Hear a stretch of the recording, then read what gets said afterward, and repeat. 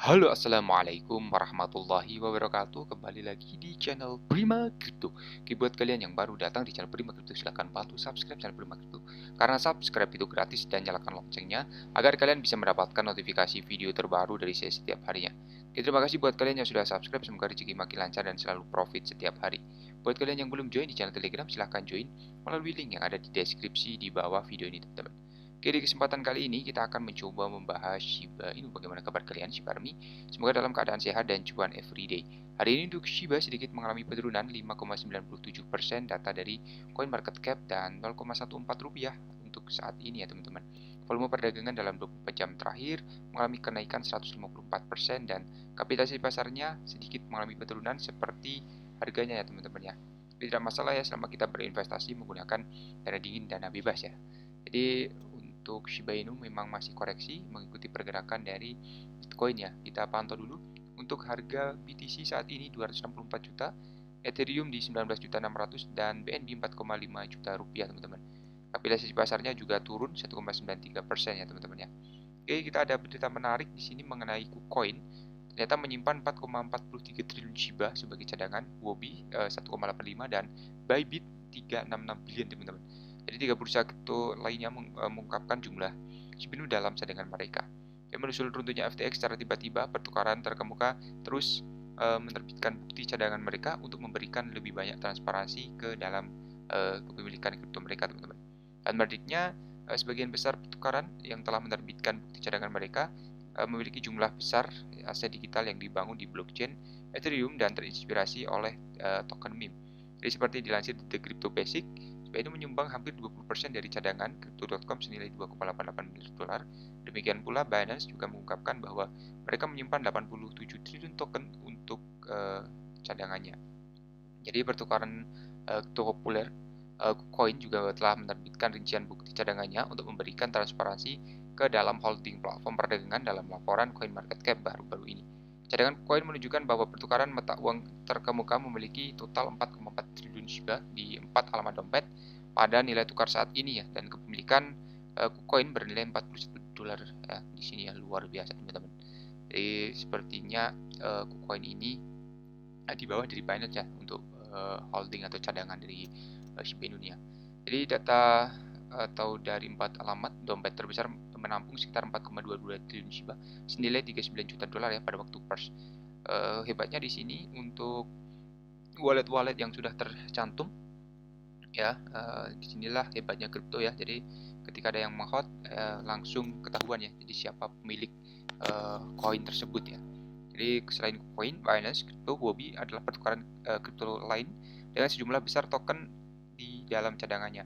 Berdasarkan data CoinMarketCap, Huobi memiliki kurang lebih 1,85 triliun unit Shiba dalam cadangannya senilai 17,16 juta dolar dengan nilai tukar saat ini.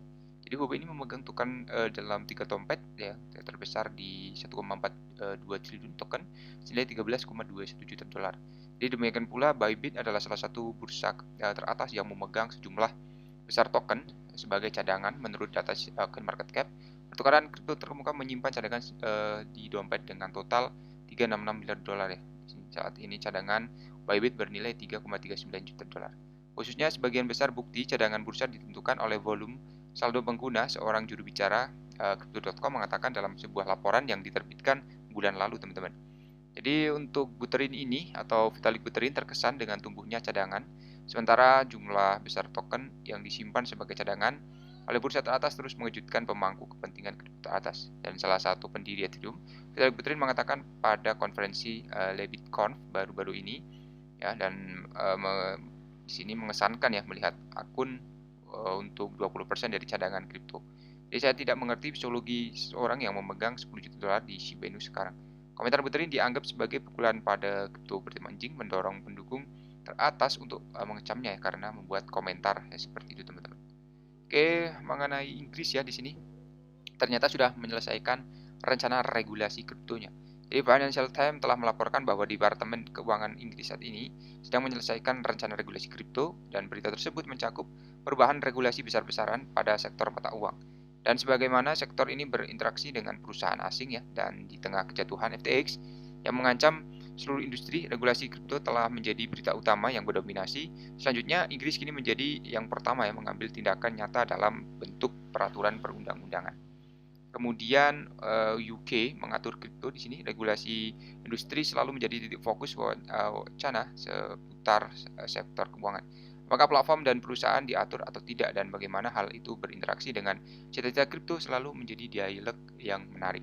Itu sedikit bergeser ya dengan runtuhnya FTX dan dana pelanggan yang terancam oleh kejatuhannya.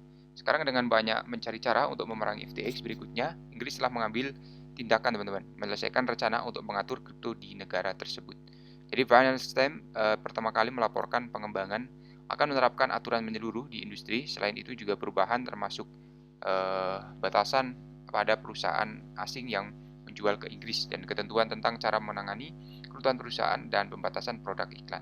Dan para menteri akan segera meluncurkan konsultasi tentang rezim peraturan yang baru. Kata laporan itu selanjutnya tindakan ini juga dilakukan setelah Perdana Menteri Rishi Sunak menyatakan perlunya regulasi yang efektif ya dalam industri kripto. Kemudian otoritas perilaku keuangan dilaporkan mulai menyelidiki berbagai perusahaan kripto yang berbasis di Inggris tahun ini dan selain itu kekuatan yang baru diterapkan akan memberi FCA kemampuan untuk mengawasi industri secara lebih luas teman-teman. Kemudian secara meyakinkan ya di sini semua bertepatan dengan RUU yang memang sedang saat ini atau ada di parlemen yang mendukung pendekatan Inggris pasca Brexit terhadap regulasi keuangan. Dan RUU pada bulan Oktober memungkinkan pencantuman ketentuan tentang kripto saat ini, teman-teman. Oke, luar biasa ya. Jadi selain Rusia ya, Inggris juga mulai mengadopsi kripto sepertinya ya, teman-teman ya. Kemudian di sini mengenai Elon Musk ya, Neuralink Elon Musk di bawah investigasi federal. Jadi Reuters telah melaporkan bahwa perusahaan perangkat medis Elon Musk Neuralink sedang dalam penyelidikan federal atas pengujian hewannya. Laporan tersebut mencatat bahwa keluhan dari karyawan telah memicu penyelidikan atas potensi pelanggaran kesejahteraan hewan. Bila itu telah menjadi berita utama sejak akuisisi Twitter yang dipublikasikan secara luas, namun tindakannya dengan platform media sosial sekarang mengambil kursi belakang dari penyelidikan federal. Kemudian perusahaan perangkat medis terkenal Elon kini menghadapi penyelidikan federal atas pengujian hewannya. Selain itu, Reuters melaporkan bahwa penyelidikan telah dilakukan karena berbagai keluhan staf. Dan pengaduan resmi menyatakan bahwa pengujian pada hewan dilakukan dengan tergesa-gesa menyebabkan penderitaan dan kematian yang tidak perlu. Menurut Reuters, selanjutnya penyelidikan dikatakan telah dibuka dalam beberapa bulan terakhir oleh Inspektur Jenderal Departemen Pertanian dan itu belum dilaporkan ke publik ya sampai sekarang. Dan Reuters ini menyatakan Neuralink sedang mengembangkan implan otak yang diharapkan akan membantu orang lumpuh berjalan kembali dan menyembuhkan penyakit saraf.